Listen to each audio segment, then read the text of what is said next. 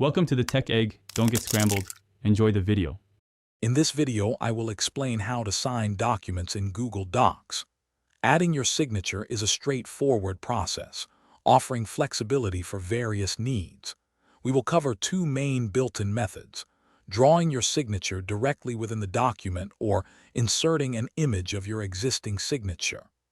Additionally, we'll touch upon how third-party add-ons can provide more robust e-signature capabilities for complex workflows. Let's get started and make your document signing simple and efficient.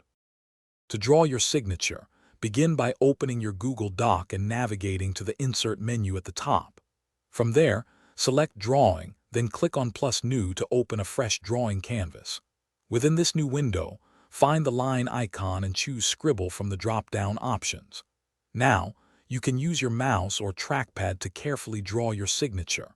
Once you are satisfied, simply click Save and Close to insert it directly into your document. If you have an existing signature image, inserting it is also very simple. First, ensure you have a clear image file of your signature, perhaps a scanned version or a photo. In your Google Doc, go to the Insert menu, then select Image.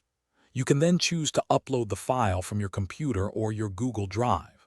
After inserting, you can easily drag, resize, and reposition the signature to fit perfectly within your document, ensuring a professional appearance. For more advanced signing needs, consider exploring add-ons from the Google Workspace Marketplace. These tools, such as DocuSign or PandaDoc, provide robust e-signature capabilities beyond the basic drawing and image insertion. Many offer features like secure, legally binding signatures, audit trails, and streamlined workflows for documents requiring multiple signers. Simply go to Extensions, then Add-ons, and get add-ons to find a solution that fits your specific requirements for enhanced document signing. Thanks for watching. Consider subscribing if I helped unscramble your problems.